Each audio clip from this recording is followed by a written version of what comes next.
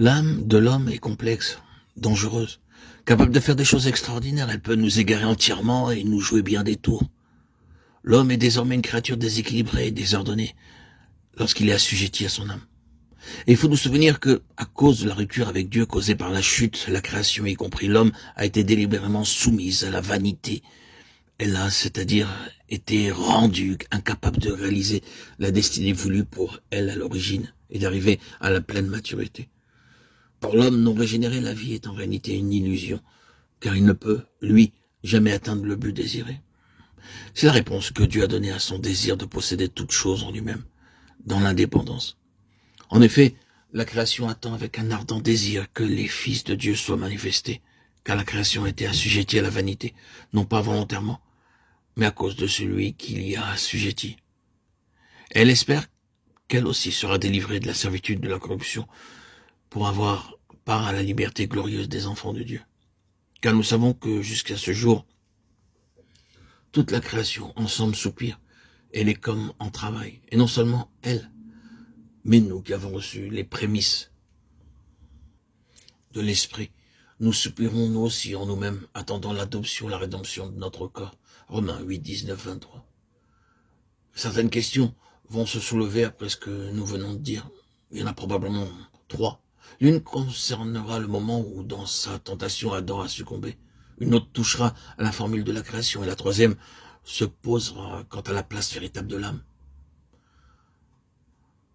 Il y aura peut-être une quatrième qui sera soulevée à l'égard de la psychologie plus moderne. Commençons par la tentation d'Adam. Il est important de réaliser qu'au moment où il fut créé, Adam, tout en étant sans péché et innocent, n'était pas parfait comme Dieu voulait qu'il fût. Il fallait que quelque chose soit ajouté pour qu'il arrive à tout ce que Dieu voulait dans sa nature et sa destinée. Le lien qu'il avait avec Dieu par son esprit humain signifiait une potentialité ou une possibilité et non une union absolue et finale. C'est pourquoi il devait obéir à Dieu, dans une ligne d'ordre et de commandement, plutôt dans la position d'un serviteur que celle d'un fils. Ou, si nous employons la distinction qui est faite dans le Nouveau Testament entre enfant et fils, nous voyons la différence entre celui qui est simplement né et celui qui est parvenu à la maturité. Ceux qui auraient, chez Adam, amené la grande avance sur sa position première, de l'enfance à l'état de fils, du gouvernement extérieur au gouvernement intérieur, de l'état incomplet à l'état complet, c'était la vie éternelle par l'obéissance de la foi. C'est à ce point que toute la signification de l'arbre de vie à sa place, cet arbre était un symbole de Dieu manifesté en Christ, comme la vie par laquelle l'homme peut uniquement arriver à sa destinée voulue par Dieu, et même partager la vie et la nature de Dieu.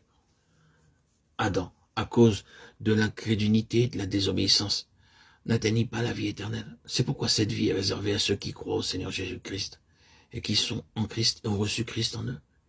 Christ en vous, l'espérance de la gloire. Colossiens 1, 27. Dans la vie éternelle réside tout le secret de Dieu, pour tout le dessein éternel de Dieu, dans l'homme et par l'homme.